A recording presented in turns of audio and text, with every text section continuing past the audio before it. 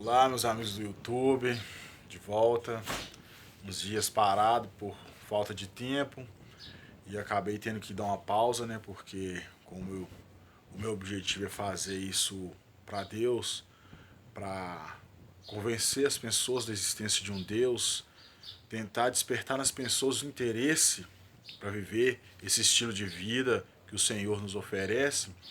Então, mas como eu tô aqui fim de ano na casa da minha mãe, glórias e aleluias, né? Sejam dadas ao rei. É o melhor lugar do mundo, a casa da família. E o melhor tempero do mundo é o da mãe da gente, né? Então, aproveitando agora aqui esse último dia do ano, vou falar um pouco de uma palavra que o Senhor já colocou no meu coração há algumas semanas. Na verdade, eu vou citar quase que. Eu vou falar bastante hoje até. E vou começar do começo. Acho certo começar do começo. Começar de Gênesis capítulo 1, versículo 1, que está escrito o seguinte: no princípio criou Deus os céus e a terra. É um versículo pequeno, mas a mensagem que ele passa é bem clara. No princípio criou Deus os céus e a terra. O que vem em primeiro lugar? Os céus. O que vem em depois lugar? A terra. Ah, mas como assim? É o que a Bíblia deixa bem claro. Primeiro o céu, depois a terra. Porque Mateus 6, versículo 9, Jesus diz o seguinte: portanto, quando orarem, orem do seguinte modo: Pai nosso que estais no céu, santificado seja seu nome, venha a nós o teu reino. Onde é o reino de Deus? O céu. E seja feita a tua vontade aqui na terra como é feita no céu. Trazer o estilo de vida do céu para a nossa vida terrena. Se você quer viver com Deus, quer viver esse estilo de vida saudável, você vai caminhar com Deus, você vai se tornar uma pessoa melhor que as outras? Não é isso. Você vai se tornar pior que as outras? Não. Você só vai escolher viver um estilo de vida mais saudável. Mas aí você ainda não está convencido de que o céu é primeiro lugar. Mateus, ainda no livro de Mateus, ainda no capítulo 6, só que o versículo já 33. Portanto, põe em primeiro lugar o reino e a justiça de Deus. E todas as outras coisas lhe serão acrescentadas. Ou seja, é como se Jesus estivesse perguntando para todos aqueles que vão na igreja: o que vocês querem comigo? Porque muitos estão indo buscar, por exemplo, esposa, namorado, namorada, sócios, você entendeu? Negócios, grana, bens materiais. E esse versículo de Mateus 6,33 deixa claro o seguinte: põe primeiro o reino e a justiça de Deus, e todas as outras coisas lhe serão acrescentadas. Até porque a Bíblia fala que Deus é dono do ouro e da prata. Se você coloca ele em primeiro lugar, assim como Salomão podia pedir muitas coisas, mas ele pediu sabedoria para cuidar do povo que Deus fez ele rei sobre aquele povo, entendeu? Deus agradou do pedido e deu ele tudo mais que ele ainda não tinha pedido. Ou seja, você busca primeiro o reino e a justiça de Deus, aquilo que você deseja no seu íntimo, pode ter certeza que no tempo certo virá. Mas então, essa primeira parte aqui ficou bem claro que quem vem em primeiro lugar, o céu, depois a terra. Onde Deus habita, nos céus. Põe em primeiro lugar Deus. Adorar a Deus sobre todas as coisas, né? Com toda a sua alma, com toda a sua mente, com todo o seu coração. Mas vou pular agora para outra parte. Vamos viajar ainda para o livro de Gênesis, uns capítulos mais adiante. Aí nós vamos falar de quem? Um grande homem da história do livro de Gênesis, né? Noé. Quem foi Noé? Noé foi o que ouviu a voz do Senhor e acabou condenando a terra. Quando ele acredita no anúncio do Senhor que ia trazer um dilúvio sobre a terra, resolveu fazer a arca, ele condenou os pecadores, porque se ele não resolve acreditar, se ele não resolve fazer a arca, ele tinha condenado a espécie humana, porque todos nós, segundo o que eu creio hoje, viemos das descendências de Noé, que foi descendente daqueles outros que foram lavados pelo dilúvio. Mas por que eu estou falando de Noé? Nos dias do dilúvio, um volume de chuva imenso fez muita água aparecer, fez muita água surgir sobre a terra. E essa mesma água que flutuou a arca com muita vida, salvando vida, fazendo com que desse uma oportunidade para a vida continuar, essa mesma água afogou, matou muitas vidas.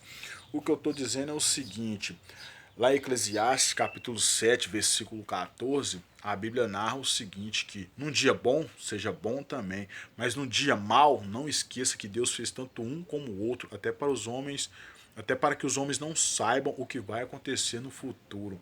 Ou seja, a mesma água que faz a arca flutuar, salvando vidas, é a mesma água que afoga. Ou seja, eu não sei qual a situação, qual é a sua adversidade, qual é o seu momento, mas pode ficar tranquilo. Deus é o movimento da rua. Deus não te esqueceu, Ele está onde Ele sempre esteve, no seu trono, no controle de todas as coisas. Ainda no livro de Gênesis, ainda falando de Noé, imaginamos que nos dias do dilúvio só existia vida aonde? Dentro da arca. E onde as arcas hoje no mundo? Hoje, para mim, todas as igrejas do mundo, independente da religião, são as arcas. É onde, querendo ou não, muitos vão por curiosidade, mas muitos vão adorar, pregar, agradecer, pedir ao quem? Ao poderoso Deus. É o único que pode fazer algo, você entendeu? A fé é a certeza de que vamos receber as coisas que esperamos, é a prova de que existe coisas que não podemos ver. Isso fica claro em Hebreus capítulo 11, versículo 1.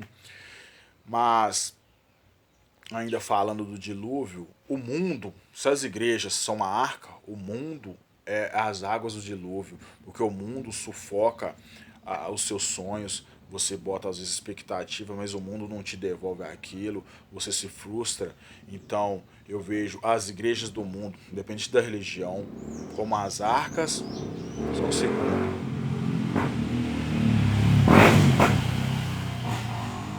como as arcas, e vejo o estilo de vida mundano como as águas do dilúvio. E vamos dizer que todo mundo que está na igreja está fazendo a coisa certa, temos que tomar cuidado pelo fato de que muitas pessoas estão falando do evangelho, do evangelho de que pastores leram. E muita gente está seguindo doutrinas criadas, ensinadas por homens. Isso fica bem claro no livro de Isaías, capítulo 29, versículo 13. Esse povo se aproxima de mim com os lábios e me honra com a boca, mas o seu coração está distante de mim, e a adoração que me prestam se baseia em ensinamentos ensinados por homens. Temos que tomar muito cuidado com isso, porque eu já falei isso em outros vídeos, vou repetir, existe crente ativo e crente passivo. Eu sou crente, eu não sou religioso, eu vou em qualquer igreja mais próximo de casa, pago meu dízimo, oferta, independente do que o pastor, de quem vai receber o dízimo vai fazer, isso é um problema dele com Deus, que a minha parte com o meu Deus eu procuro fazer. Então, crente ativo, crente passivo. O crente ativo, na minha opinião, adora Deus sobre todas as coisas. O crente ativo, na minha opinião, ele fala de Deus, lê Bíblia, ora, jejua, dizima, oferta, prega, mesmo sem ser um pregador, mas está sempre falando do Senhor. E o crente passivo é aquele que se diz crente, mas não pratica nada, nada de nada. É quase que um crente zero à esquerda, vamos dizer assim. Então, temos que tomar muito cuidado. Religião, igrejas são para mim caminhos inventados, criados pelo homem para levar ao único Deus. Mas eu também tenho que ser sincero de que eu acredito que alguns ensinamentos dentro de algumas religiões aí, acho que estão meio que distanciando as pessoas do que agrada a Deus, distanciando as pessoas do verdadeiro Deus. Então essa é a mensagem sobre o livro de Noé, mas ainda não acabou, que tem um finalzinho, que eu vou falar que essa história de ser crente não é fácil, eu já falei isso, se eu falar que é fácil eu estou mentindo, porque pensa no seguinte, ser crente dentro da igreja é muito fácil, mas quando você é um crente, eu sou crente em todos os lugares, as pessoas respeitam a minha escolha, graças ao poderoso Deus, mas em todos os lugares eu sou, não desfaço de ninguém, até porque quando eu me torno crente, eu recebo uma luz. Quando eu recebo essa luz, eu estava no fundo do poço, no ralinho do fundo do poço. Eu consigo sair desse lugar quando eu recebo a luz. E Jesus, Marcos 2,17, diz o seguinte: os que têm saúde não precisam de médico, mas sim os doentes. Eu não vim chamar os justos, mas os pecadores. Porque muitos se convertem e começam a se afastar, julgar, apontar. E a Bíblia deixa bem claro para a gente não julgar. A Bíblia deixa bem claro para a gente não tratar essas pessoas como inimigo, mas não associar a elas, mas sempre continuar aconselhando ela como amigo, você entendeu? Então, eu vou ainda, converso com as pessoas que eu andava no passado, porque Eu quero que elas recebam essa luz para que elas consigam também sair daquela situação. E sobre ser crente, igual eu comecei agora, essa última fala aqui, em todos os lugares acontece o seguinte, lá em Lucas, capítulo 2 versículo do 41 ao 46, vai estar falando mais ou menos o seguinte: na época das festividades de Jerusalém, vai Maria e José com Jesus e toda aquela caravana para festejar, né? Lá eu acredito que a festa era o quê? Era adorar a Deus, fazer suas ofertas, orar, agradecer. Era a festa daqueles que criam no Pai, no poderoso Deus. Só que, da hora de ir embora, acabou a festa, como em todos os lugares do mundo, uma hora a festa acaba, até a festa do rei Assuero lá em Esté de 180 dias acabou uma hora, né? Uma festa gigantesca de 180 dias, mas mesmo assim ela acabou. Eles foram embora, toda a Romaria, José e Maria foram embora, só que a Bíblia fala que eles andaram a distância de um dia, para dar a falta de Jesus. E voltaram de novo a distância de um dia, né? Se eles tinham andado um dia, eles voltaram a distância de um dia. E 3 dias depois eles encontraram Jesus. O que eu estou dizendo é o seguinte: pessoas estão se dizendo crente com fragmentos da Bíblia, falando de versículo da Bíblia. A Bíblia não é um versículo, a Bíblia não é fragmento. A Bíblia são 66 livros, histórias fantásticas, feitos magníficos, extraordinários do poderoso Deus a favor do seu povo, a favor de nós. Então, eu aconselho a todos a ler muito, alimentar, porque nós comemos arroz, feijão, leite, água. Isso nutre a nossa carne, os nossos ossos, você entendeu? O nosso sangue. Mas o nosso espírito também precisa de alimentação. O nosso espírito tem fome, fome de Deus, fome de coisas boas. E onde você encontra esse alimento? Eu, na minha crença hoje, nas profecias, lendo a Bíblia, é só a Bíblia que vai fortalecer o seu espírito, a sua alma. Porque aquilo que vai se tornar mais forte dentro de você é aquilo que se alimenta mais. Então, o recado é esse: quando você for em qualquer lugar ouvir sobre Deus, falar sobre Deus, está dando uma brecha para o Senhor. Mas quando aquele ambiente encerrar aquela reunião, vamos dizer assim, naquele ambiente, não deixa Jesus para trás, não. Leva Jesus com você para onde você for, para sua casa, para o seu banheiro, para o seu quarto, para o seu trabalho, para o supermercado, para a padaria, para a beira do campo de futebol, para a beira da praia para nadar, para o mato, fazer uma caminhada. Aonde você for, leva Jesus com você, leva Deus, porque é a melhor companhia que um homem pode ter nesse sistema de coisas é o Senhor. E acredite, é a melhor companhia para toda a eternidade também, o Deus poderoso. A palavra que estava no meu coração era essa.